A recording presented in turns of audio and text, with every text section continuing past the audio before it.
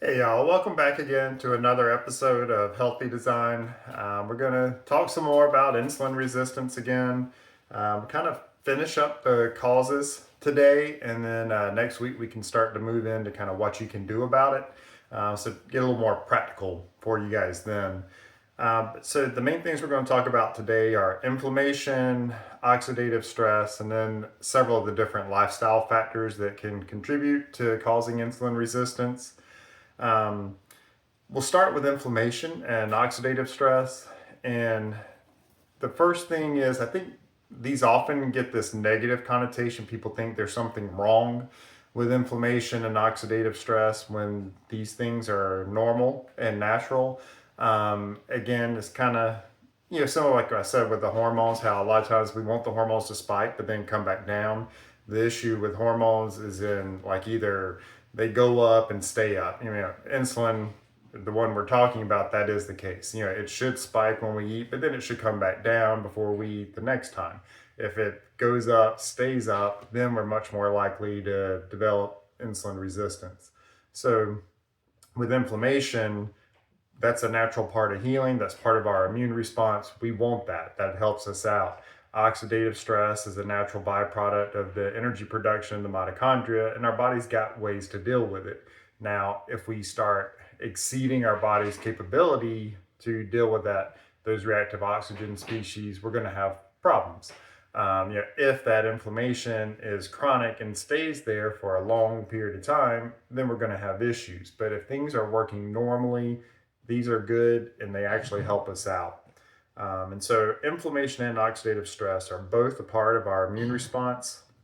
Again, if they're short term and kept in balance, they're very beneficial for our health. Um, we see inflammation anytime there's an immune response. So we can see that with infections, and we see that infections often lead to insulin resistance. So like periodontitis, so infection in the mouth. Sepsis can even lead to insulin resistance. Autoimmune conditions, again, there's more inflammation there. That can lead to insulin resistance. Sorry if you hear Stormy in the background. She is very hyper this morning and running around. So if you see me looking every now and then, that's why. Um, and then let's talk about obesity again.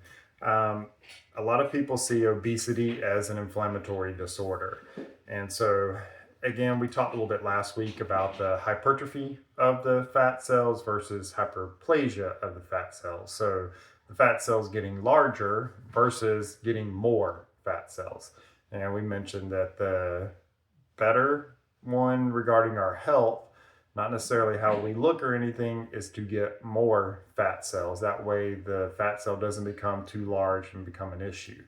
But there's different things that can occur that kind of bias the body into building bigger fat cells rather than more of them. And so, as that fat cell gets larger and larger and larger and fills up, then we see an increase in production of cytokines. And so these cytokines are inflammatory messengers, basically, and that will then lead to the increase in the ceramides. So again, we have that good fat that's stored in our muscle and other places as triglycerides, the ceramides, that bad fat. And so when we see the ceramides, we're going to have more inflammation too. And again, visceral fat is the worst of the two. Visceral fat's the one that's around our organs. Subcutaneous fat is the fat that's underneath our skin. Again, if we can choose, we'd rather have a more subcutaneous fat and have no visceral fat, or very little. Just like we would prefer that if we are gaining some fat, we'd rather get more fat cells rather than larger and larger and larger fat cells. But with the visceral fat, you'll get different macrophages that go there. Again, that's one of the immune cells. It appears that they may be trying to kind of clean up some of the fat that's there with those fat cells that are getting too large. However, it doesn't seem to work very well, or they can just get overwhelmed and then they'll actually have some fat in them and turn into a foam cell. The foam cell is then going to release more inflammatory signals that's going to drive a larger immune response, which is going to bring more immune cells in, which kind of keeps that cycle going and going and going. So it's kind of a little bit of a vicious cycle. But that discussion on the inflammation side with obesity explains why infections also lead to that insulin resistance. It just gets to be so much that it starts to turn off some of those signals in the cells. They just can't respond to things. This makes sense too when we think about the cell danger response and the mitochondria. If the cell is worried about infection or about having to fight something off, it's not going to do all the things it normally does. And so that leads to different issues down the road. And these adaptations that it's making on that acute scale makes sense. It's actually a good thing. Again, it's just kind of when that continues long term, that becomes much more of an issue. All right, so oxidative stress, again, part of the immune system, and this is a natural part of the energy metabolism in the mitochondria. During that process, especially in the electron transport chain, there is going to be oxygen species that are kind of kicked off. And that's natural. The body's got a way to kind of turn that into water, so it's not, again, an issue. They've done studies too and tried to give like antioxidants. That's where that came from. And many years ago, everybody thought that was going to be the trick for things. But so they would give people a lot of antioxidants and then have them work out, and it actually led to worse results. So if we limit that natural process, it can be problematic. Now, if your body's kicking off way too many reactive oxygen species for whatever reason, it's dealing with so much that's going on, then maybe the antioxidants will be helpful. But with exercise itself, it does increase the reactive oxygen species because there's more energy needed. There's more work being done by the mitochondria. But at the same time, our body actually increases its ability to get rid of the reactive oxygen species. And it actually does that to a larger extent than it does of just the reactive oxygen species. So it's the net positive. And that's part of the reason why exercise is beneficial for us. But we also see that increased reactive oxygen species. We see increased numbers there with inflammation, aging, environmental toxins. Certain medications can do it too. What we eat, so our diet and physical stress can all increase those things. And so this kind of brings us back to a topic we discussed before, allostatic load. Our body's able to deal with a lot. And so one of the things that I don't like in health, period, exercise, you see it in fitness too, but people kind of seem to think our body can't deal with a lot of stuff. So like in fitness, everybody's trying to avoid fatigue.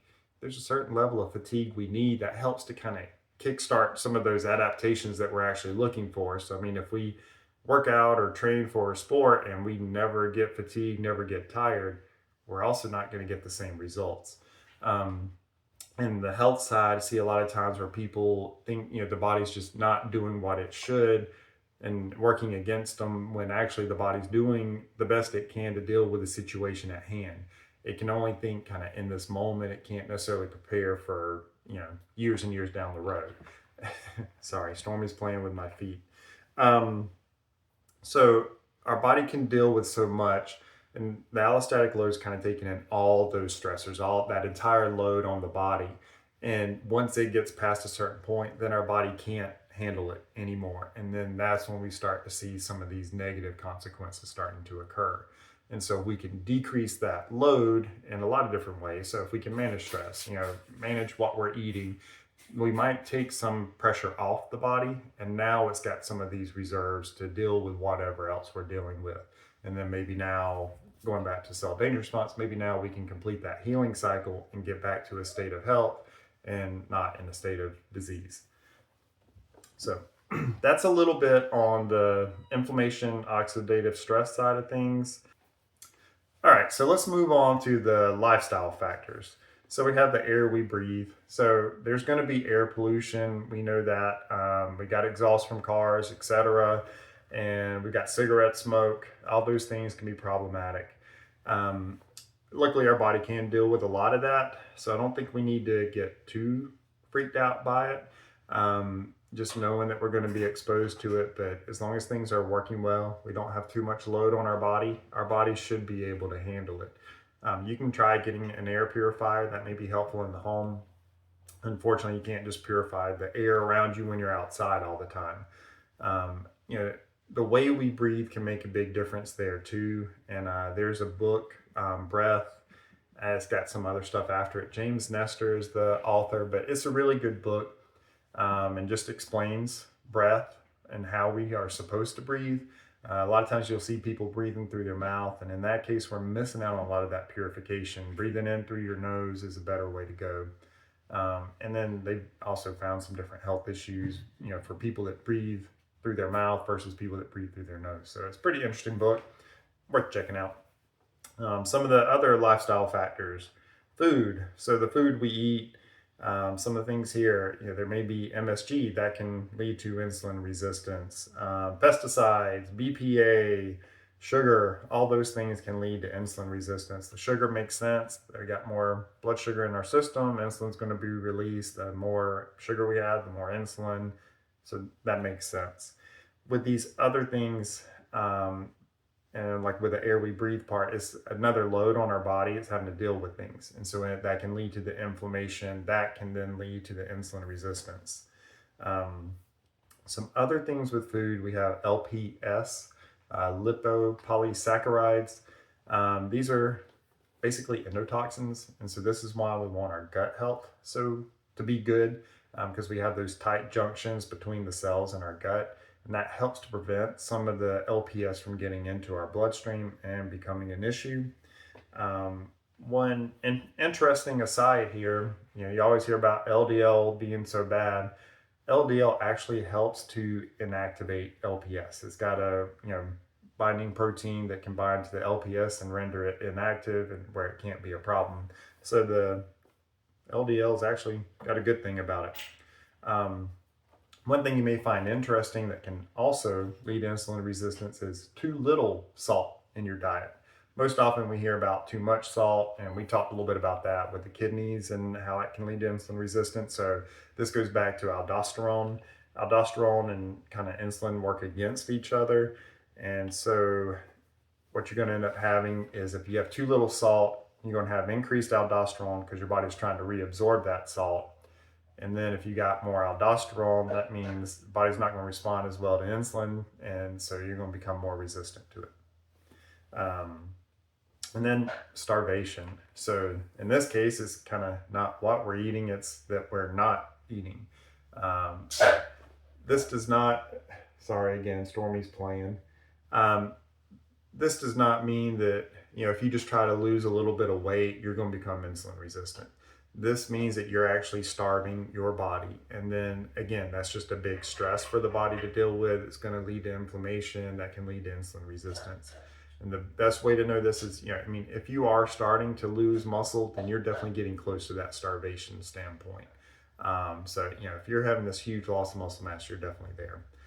But again, losing fat in a controlled way, you may lose just a little bit of muscle, but you're primarily losing body fat. This is not going to be an issue. So this isn't trying to scare people from losing weight and making them think that that's going to be a negative. Again, we've shown in some of the other talks how if you do decrease your body weight some, lose some body fat, you tend to improve your insulin sensitivity, i.e. you're decreasing the insulin resistance. But again, like most things in our body, we have kind of this Goldilocks range. If we get too low, we have issues. If we get too high, we have issues. So if we have too much body fat, we're going to probably become insulin resistant. But then if we're just not eating at all, we're going to probably have insulin resistance. So it's kind of funny how our body works that way, where both extremes kind of lead to the same thing.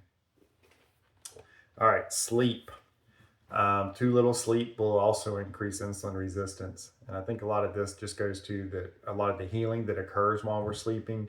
So if we're missing out on that, we're missing out on a lot of that healing factor. And so then more stress, more inflammation, more load on the body, and insulin resistance can be one of the outcomes from that. And then the sedentary lifestyle that most of us live now, where we work and we're sitting down, we're on a computer, and we're not getting up to move. The basic idea here is our muscles, since that's kind of the largest mass that we have, and they can help store some of the glucose and help to increase our insulin sensitivity. We're not using those muscles when we're sitting around. And so if we're not using them, they start to lose their ability to respond to insulin as well. And then gradually over time, that's going to lead to insulin resistance. So that makes a lot of sense. Use it or lose it. A little bit different sense this case. If you're not using it, you're going to lose some of the muscle mass too. So that could be another problem there, that you just don't have that same. Now you have less muscle, so you don't have the same storage capacity. Whereas you had, like, say, this amount before, now you have this amount of muscle. You only have that storage capacity. So that makes a difference on things too.